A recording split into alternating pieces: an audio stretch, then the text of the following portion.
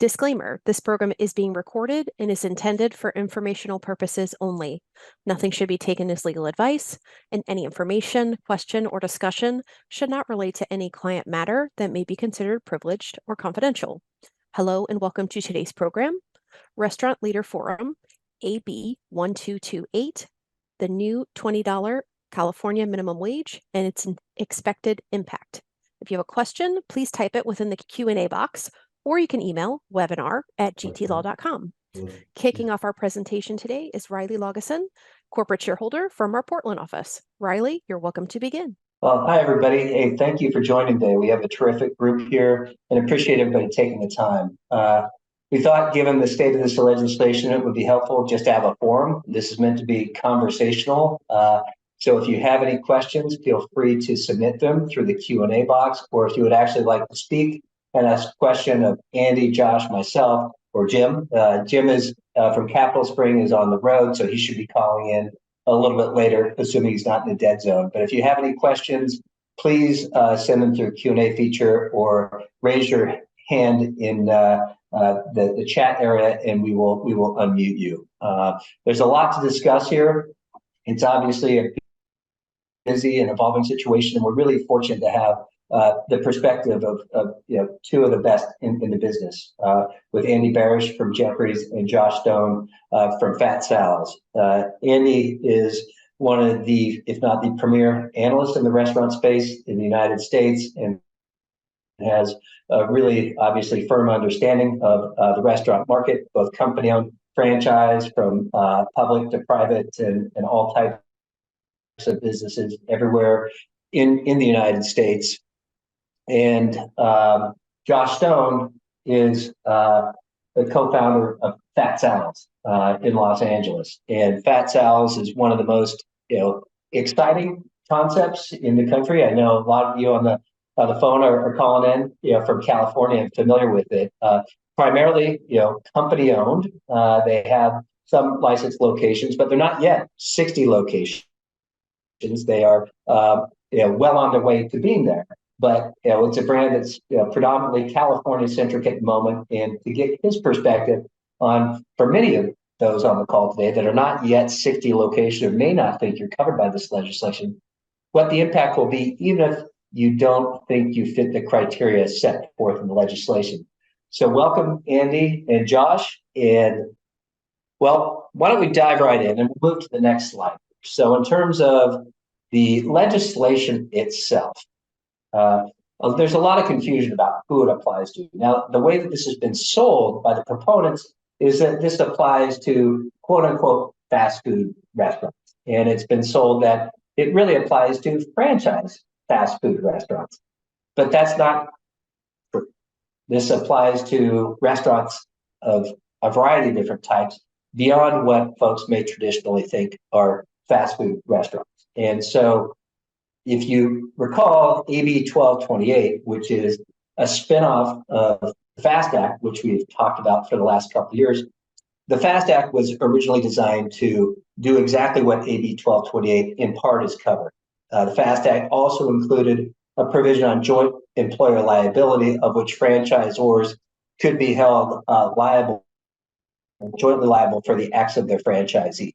As part of Governor Newsom's signing of the FAST Act last year, the joint employer liability portion was taken out of that legislation. After Governor Newsom signed the legislation in September of 2022, opponents, including the IFA and the National Restaurant Association and other folks in the restaurant business, were able to get enough signatures to put this legislation on a referendum, which was going to go to the voters in November of 2024 to decide on. After it had enough signatures for the referendum, proponents of the legislation in a major end around went and proposed AB 1228, which brought joint employer liability back to the table in a separate piece of legislation, in addition to a number of other things. And so the proponents, as opposed to going and directly challenging this issue through the referendum process, put some additional heat on it by proposing a number of different pieces of legislation, which led to a compromise with the National Restaurant Association, National Franchise Association, and some restaurant leaders a couple of weeks ago, which is an agreed upon resolution to abandon the referendum efforts and to accept a revised AB 1228 as a compromise, which is what we're here to discuss today. And so the main components of that, for purposes of this audience that are of most interest to you, are who's covered. And so in the original FAST Act, it covered restaurants with 100 more locations nationally. The compromise here is 60 locations nationally. And you can see the criteria on the screen here. Don't need to read it for everybody, but it basically can apply to a wide variety of restaurants beyond what you would say are traditional fast food restaurants or franchise fast food restaurants. This applies to those restaurants that meet this criteria. This criteria is not particularly specific. There's a lot of wiggle room there, and would not be surprised if that's not the intent of the drafters behind it, because the whole goal behind this, if we move to the next slide, is to increase wages and increase unionization efforts in California, and not just California, but beyond. So it's no secret that the proponents behind this are using California as a test market for these initiatives, and they've been very effective in doing that. They've been extremely effective in positioning this to the market as something. This is all about fast food, and it's only big franchise companies and so forth. But the effect is not going to be limited to those, and that's where it's really important for operators and leaders to understand this, because this is going to impact every no matter what type of a restaurant you are. And the big part of this, I'd say that the shock value of this compromise is a $20 an hour minimum wage increase. That, assuming Governor Newsom signs this bill, which is expected, it's going to go into effect April 1st, 2024 in California, covering what the act calls fast food restaurants. And so if you fit in this category, or if you don't fit in this category, you're going to potentially feel the impact of this. And it includes wage increases up to 3.5% each year, commencing in 2025 and in 2029. Next slide. Okay, there's an exemption for unionization, which was in the original FAST Act. So this is the overarching goal here, is for restaurants to unionize. So if your restaurant is subject to a collective bargaining agreement, you are exempt from this legislation. And here's the criteria in the current legislation. Next slide. It also sets up, and this was in the original FAST Act, a fast food council.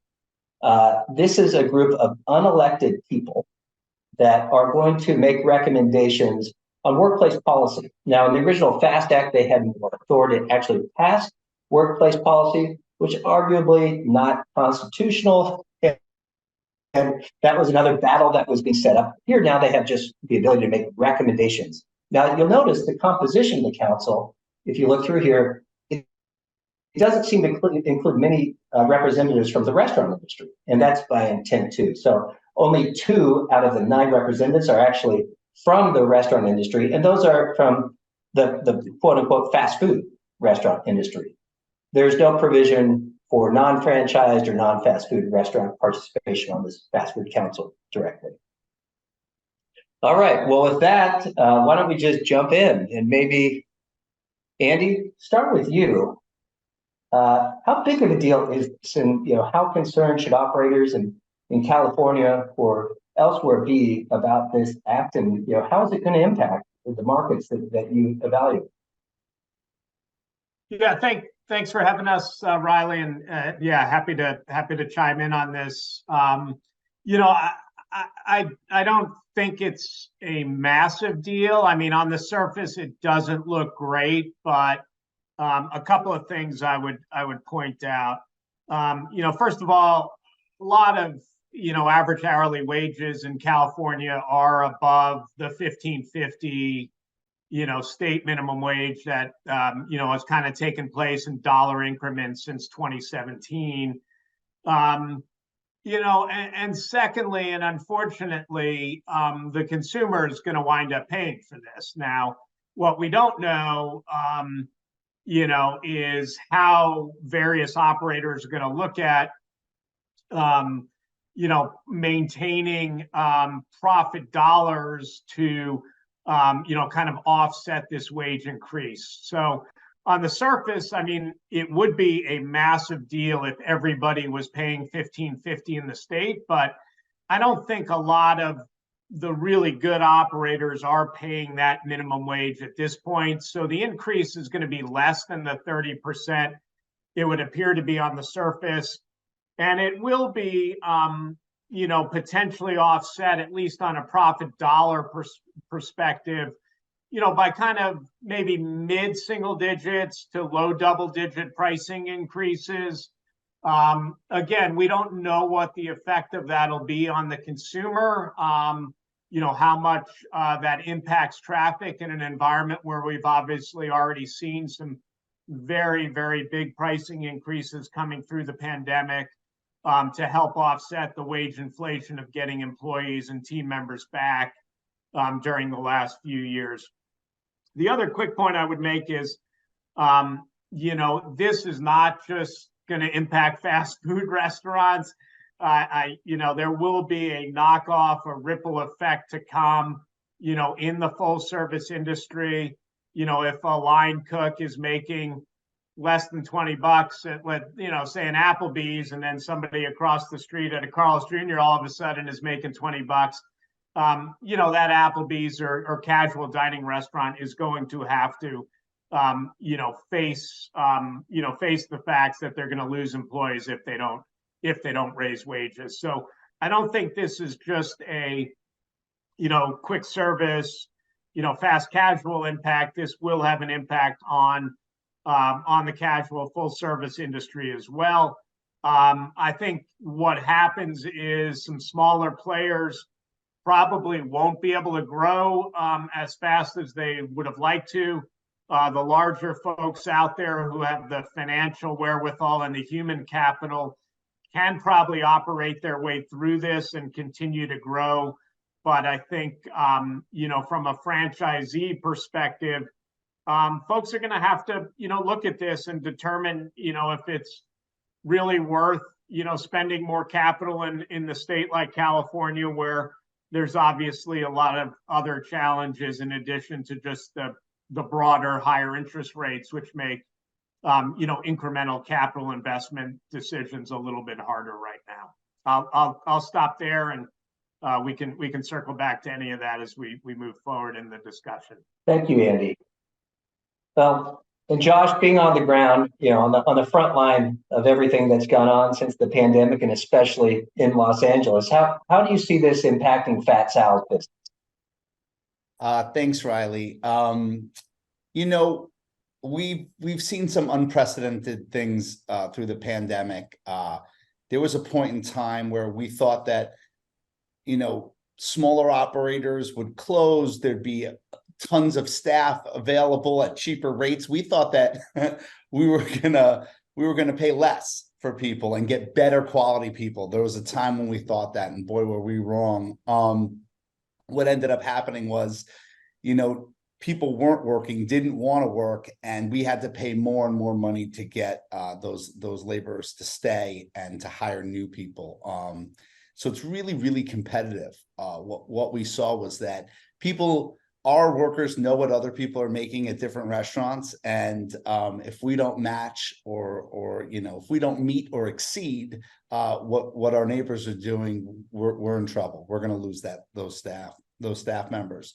So I guess I do feel that this will impact Fat Sal's negatively as far as what we will be paying an hour to start people in the kitchen. And also in the front of the house. And I have a couple of theories about this. I do believe that that this helps the state. I think it creates more payroll tax for them. I think that we're going to have to increase our prices, which will create more sales tax for them. And I think that helps them. And by them, I mean our politicians close the gaps in their budgets. And like Andy said, the consumer, this all trickles down to the consumer. So I don't truly believe that paying people more minimum wage affects their life and makes their lives better, and gives them more buying power. I believe that everything just goes up incrementally with that. So when I was 13 years old and I started in the restaurant business, and minimum wage was $4.75, a sandwich costs $4.75, and you never worked 1 hour at minimum wage and were able to buy 4 people lunch. You bought yourself lunch. And I remember thinking about that. Okay, I worked an hour, I bought myself lunch. I believe that's going to remain the same. You know, if minimum wage is $20 an hour, if that's what we're paying an hour, that's what sandwiches will be. I think that the general public will have sticker shock for a while, and then they'll get used to it. I don't believe that they're still used to the amount of inflation that we've had in the past few years.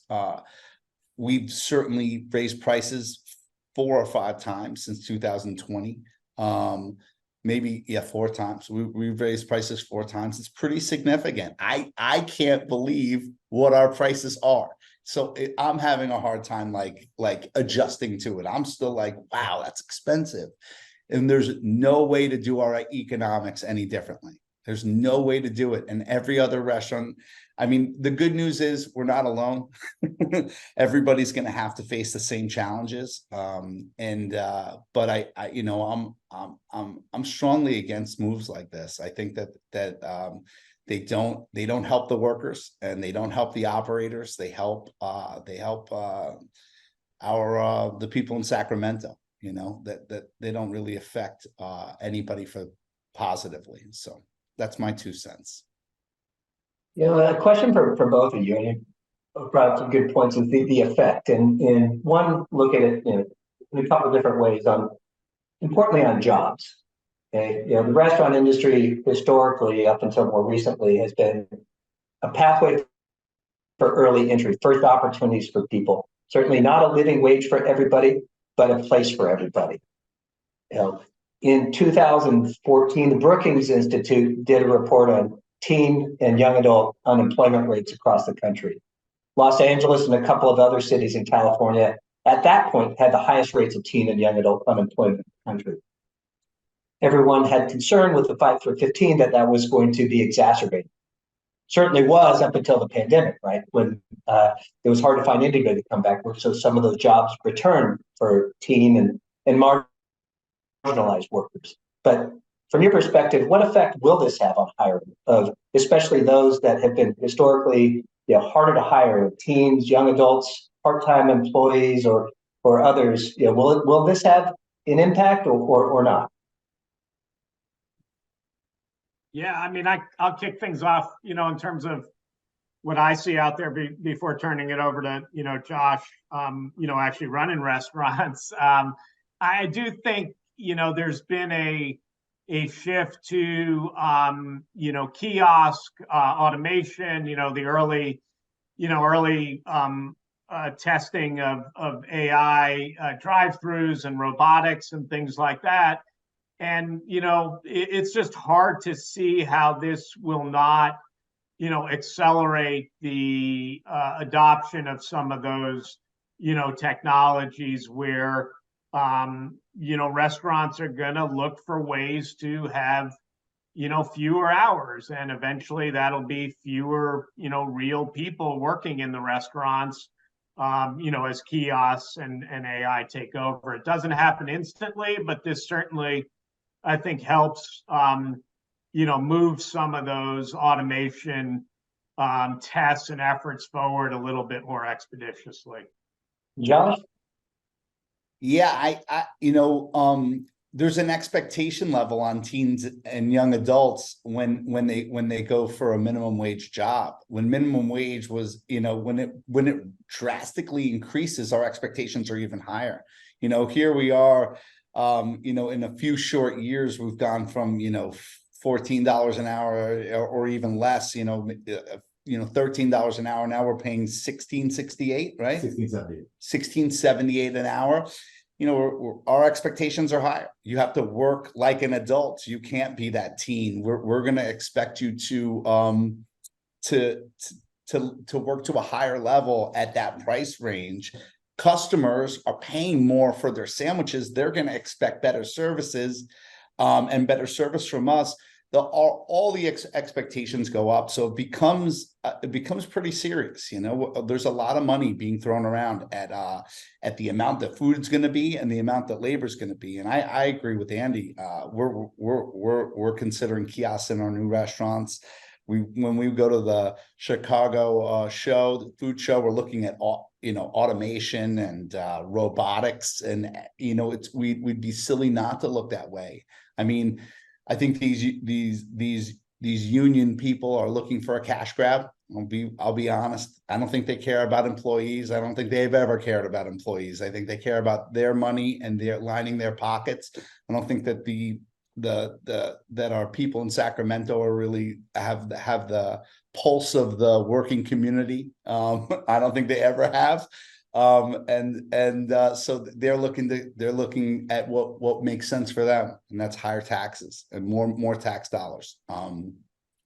So I do believe that this is going to affect the teens and young adults. We frankly don't see as many teens, working in our places, which are fast casuals. We see more people that are in that young adult to young professional range. So yeah. The expectations are high from us, from the consumer, from us to our employee.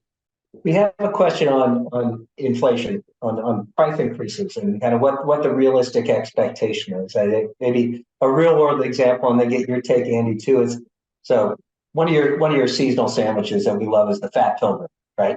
for Thanksgiving. So what is the historical price? Maybe what's the price in 2023 and what's the price in 2024? And I'm going to add on a twist here with third-party delivery. I think it's a big topic now that I think a lot of folks are facing the reality of consumers having to pay the real price of delivery. How high are these prices going to go with this wage? The Fat Pilgrim, I'm glad that you brought that up. When does that starts? November 1st. So that's coming right up. The Fat Pilgrim. That's Sal and I's first limited time only sandwich that we ever did, and we did it our first year in Westwood after we're only open for a couple of months. So it's been going on. This will be its 13th year. The Fat Pilgrim. What's the price of the Fat Pilgrim right now? This year it'll be $18.99. It'll be $18.99 this year. Where was it when you started? I think it was $7.99. Or $8.99. Yeah, it couldn't have been. It couldn't have been more than that. Sal and I looked at our pricing from our first menu in 2010, and I believe it was $7.99 for a fat sandwich. Right now, the fat sandwiches are $17.99 and $18.99. So you can see what's gone on. And minimum wage, I believe, was $11 an hour or maybe it was $9 an hour when we first started. I have to look back. So that's quite a jump in 13 years, about what the dollar got for us as far as wage and what the dollar. We have a confirmation from an attendee that it paid $7.99, Josh. So yes. Oh, who is that attendee? Is that my business partner? Unnamed fan paid $7.99. Okay, $7.99. Wow. First of all, opening Fat's House feels like it was like yesterday. I remember almost some things I blocked out, but yeah, it doesn't seem like very long, 13 years to go in that kind of dramatic price increase. I have my VP of operations with me in my office right now. When the $20 an hour comes along and we get affected by that and we have to start paying people $20 an hour. What do you think that the Fat Pilgrim will be in 2025? It'll be either $19 or $20.99. Yeah, it'll be an hour. Yeah, it'll be an hour. It'll be an hour at minimum wage. Yeah, there's no way around that. People look at it like what, and it's our advice is always if the prices seem high to you, you have to vote differently. We have an attendee that says they're going to take a 6% menu increase with their group. Does that sound about right, Andy? Well, or is it? Yeah, I think I think the easy way for, for everybody to think about it is, let's just say labor costs are about 30%, which is, going to be somewhere in the ballpark, plus or minus, depending on, what you're doing and what your price points are. If your labor costs, per hour are going up 15%, 15, not the full 30%, as kind of mandated on the surface, because as Josh was saying, their hourly labor is approaching 17 already. So let's say, for ease of math, wages are going to go up 15% across the board. You would need a 5% price increase to cover the amount of dollar increases. So, most operators and franchisees on this call are, interested in taking dollars to the bank, not percentages. That math, if you kind of played it out, would result, however, in higher labor costs as a percentage of sales. So in the financial markets, sometimes, we look a lot at margin percentages as kind of a proxy, but that's the way I think the participants should think about it. Obviously, not all of your 30% is hourly, labor. It's probably somewhere in the 60s, 70% range. And, your management labor, or fixed costs, relatively fixed costs, would be the remaining amount. But that's the way I would kind of think about it, on a pretty, simple mathematical basis. And how do we factor in third-party delivery here? Just to finish that question, what is it going to cost to have a Fat Pilgrim delivered in 2024? This is a business of pennies. I was taught that by my mentor, that this is a business of pennies, and we look to save money where we can. We look to make money where we can. We're always looking at our cost of goods sold, and how can we pay a little bit less for ketchup or a little bit less for mayo, and how does that affect us? As far as third-party delivery, that percentage is really significant. When it's significant to the consumer, and it's significant to the providers like us. It feels like it's something that it's always like a point of contention is how much can we offload these prices onto the consumer? Do we have to set menu prices higher for delivery buyers than in the store? Really, when we're looking at our percentages, I think if you grab the average person off the street that doesn't understand the restaurant business, and you ask them what do they believe that the true profit is on a cheeseburger at McDonald's, they would say about half. And when it's closer to 20% or somewhere in between there, we say that 10% is okay or good in the restaurant business. 15% is good or great. 20% is fantastic, and anything over 20% is astronomical. So when you count in those high commission rates to the third-party delivery providers, it does create a problem, especially as our menu prices increase with inflation. It becomes that much more sticker shock for the consumer. So the answer is maybe $30 for a sandwich. Sure. I mean that if we were to make the consumer pay for all of our expenses that are coming, that it could be $30 for a sandwich. Which, listen, it sounds like a lot, but if you want to sit at home and eat great food and watch TV and, just walk to your door, sometimes that's the convenience fee that you'll pay. And some people won't pay it. They'll put their sweats on and their sneakers and run out the door and pick stuff up. I am not one of those people. I will pay the extra money not to move from my chair. So I do believe in convenience fees. I think that it's significant. I think that the consumers are getting used to it more and more, that if they don't want to move, they're going to spend more for their food. I don't mind it. Maybe I'm in the minority, but I think that people, especially in these cities, they work, they're running around all day. Once they get home, they do not want to leave. They just want to have great food delivered to their door. So, yeah. The national brands, I mean, you're talking, at least 15% premiums, on the third-party delivery sites from, their regular menu if you were ordering, through their app for pickup, or going in. And in some cases, the Chipotles of the world are probably close to 30% premiums. So, that's before the other fees and the tipping and all that kind of stuff. So, yeah, it can clearly add up very quickly. And, to Josh's point, there's been a little bit of, I'd say, softness in that third-party delivery channel when we look at, at restaurant sales, but it hasn't been a huge sea change. I think the implementation and adoption of the subscription, models from Uber and DoorDash, have definitely kept those customers a little bit more sticky than I think a lot of us probably would have thought.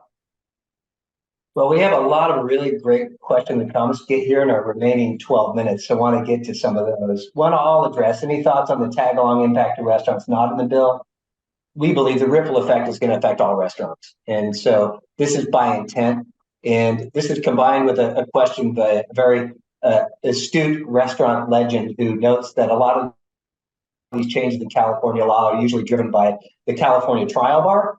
This is setting itself up for a lot of uncertainty, a lot of litigation potential. And so obviously keep eyes on that. This is not as vague as it is, with as many holes in it, in uncertainties as definitions by accident. This is designed to create issues and to create sources of opportunity and income for folks that are not inside the restaurant business. To your earlier point, Josh, the beneficiaries of this bill are not consumers, restaurants, or employees.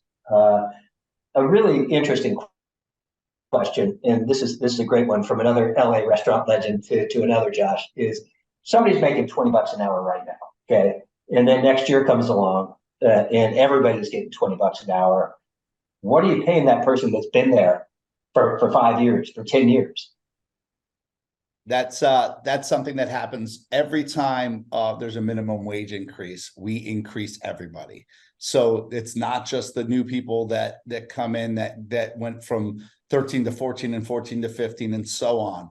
Everybody has to make more money, because when you're a seasoned veteran and you are fantastic at what you do at Fat Sal's, and you're currently making $24 an hour and minimum wage becomes $20 an hour, you now make $28 an hour. So that it really affects us hard, and the end all person that pays for that it has to be the consumer. There's no other way around it. If there's any politicians listening, there's no other way around it. There's no profit. There's no reason to be doing our business. There's no reason for us to come to work if we don't pass along those expenses to the consumer. We will be out of business and we will be destitute. Period. End of story. It just doesn't work. Next question, Andy, maybe for your positions about spreading outside of California, and I'll touch on this as well, but are you hearing anything in the markets about concern about this type of legislation going to other states?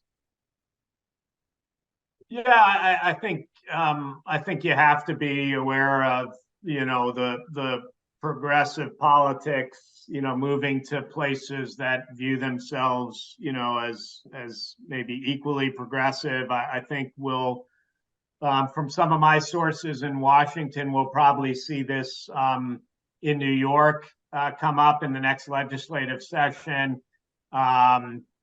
Places like Illinois, New Jersey, Minnesota, similar political leanings, regardless of who you think is behind this, that's something to be keenly aware of. I think, the trade associations, in Washington, whether it's the Restaurant Association or International Franchise, are working on trying to prevent this from happening. But the wave sometimes does start in California, and then we'll see where it goes from there. Another question about the bakery exemption. There in the original FAST Act, the bakery exemption was included that if you're a bakery that meets certain criteria, that you would not be covered by this legislation. I think a lot of people think that's pretty funny. Yeah. The question is, can we all start baking and avoid this? Probably not. That's a loophole and exemption that may be closed, but with the real ripple effect, Josh, to your point earlier, if a restaurant A across the street's paying $20 and you're a bakery and you're paying $15.50, you're not going to be competitive. So that the markets are going to determine compensation to a large extent, but that exemption is still in the legislation, at least at the moment. So good question.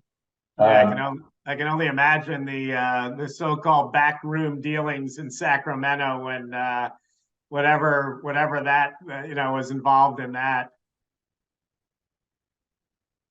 Yeah, it must have been fun to see that one go through. I think another question related to a lot of things we've seen in quick service and fast casual. Remember, like 2 years ago, nobody tipped at quick service or fast casual restaurants, and now everybody tips. You get the electronic turnaround, do your tip.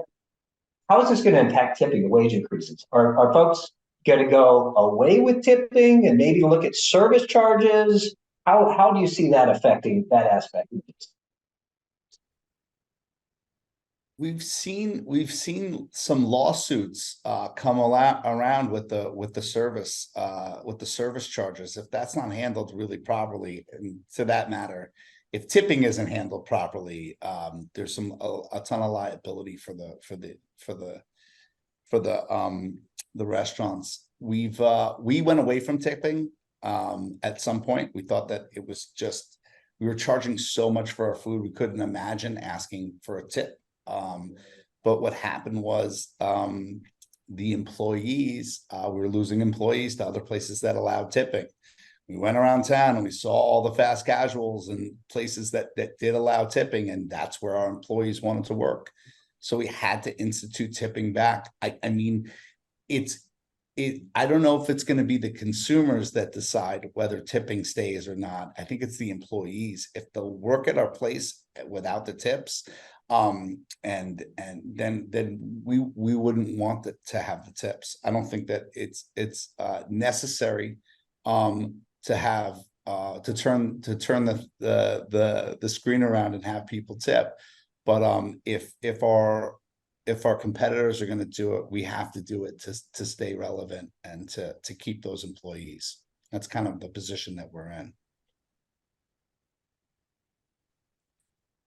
I think California basically, a lot of the word that we're hearing, it's one of the biggest economies in the United States, if not the world. And so it's a market that can better sustain this type of dramatic wage increase a lot better than others.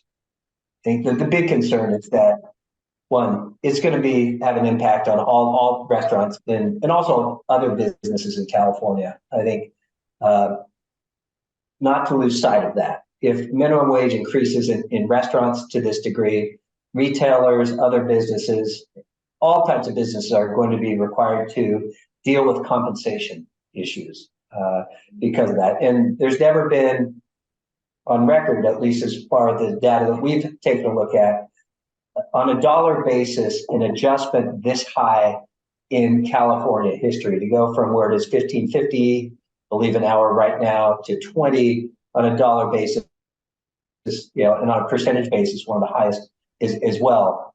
So it's a dramatic change. The question is, if it could have been involved in this legislation, what would have been done differently early on?